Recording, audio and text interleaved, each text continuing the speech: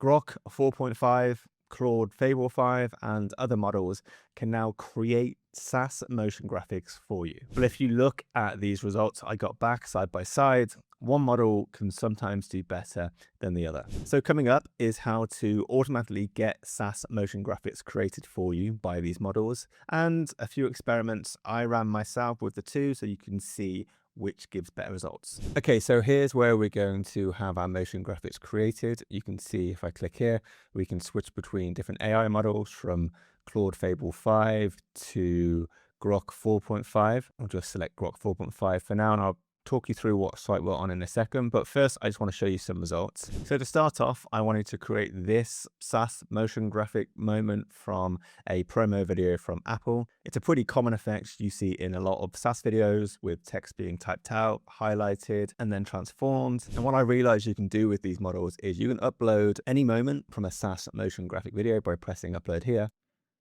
You'll see that clip you just saw is being uploaded here. And then you can just ask the model to recreate that, but change anything you want changed. So I just typed in this prompt asking it to recreate the video, but to change the word Mac to my name and to change the logo to this image of my face, I'm just going to upload now. There's that image. Typed a few more instructions in just to make sure it does the best possible job. I'll skip these for now in the interest of time, but I'll pop the full prompt and all the other prompts in the pinned comment of this video so you can check that yourself if you want to. And here's the side by side of what Grok 4.5 and Claude Fable 5 gave me back. And they both did a decent job if you ask me. But if you look closely, you'll see that Fable 5 failed to highlight the text like the Mac animation originally did, and it added a blue mouse in there that wasn't in there originally. So in this example, Grok 4.5 came out on top. To test something more ambitious, I also had both of those models test this motion graphic too.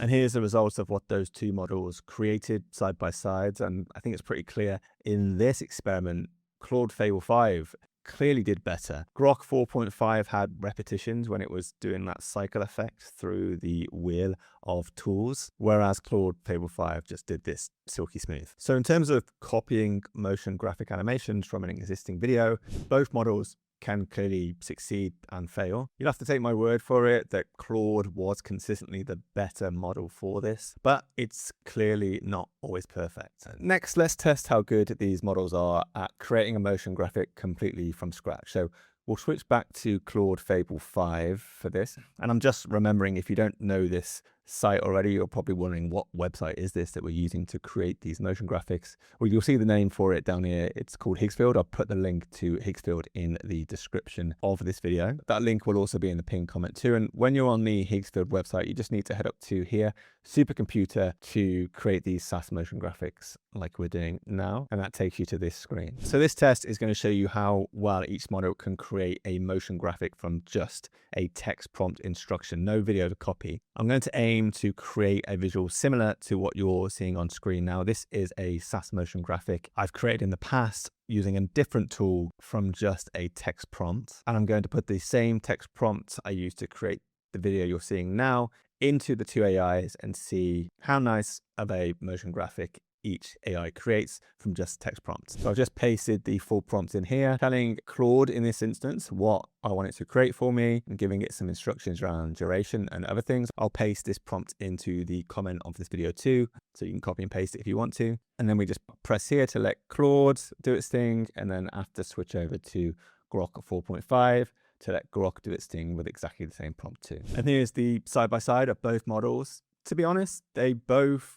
give usable results, but personally I think Grok 4.5 went the extra mile in terms of making that visual look good. It chose nicer fonts, it had nicer kind of subtle animations and pulsing and movement. I just preferred Grok 4.5 here, but yeah, it could be argued that both models could be used here. They both understood my instructions and completed the assignment. And for this last experiment, I really wanted to push these two models and try something different. So I found this website to a popular SaaS product. It's a speech to text SaaS. And I told both the AIs to create me a motion graphic for this SaaS product, but the only information I gave it was the link to the website. And here's the results the AIs gave us back. We'll show these one by one, starting with the 4.5 result, because these are a bit longer and there's more going on to unpack. So as we can see here, it's using a icon from the actual website. It looks really cinematic. There's a lot going on, a lot of depth. Yeah, really nice.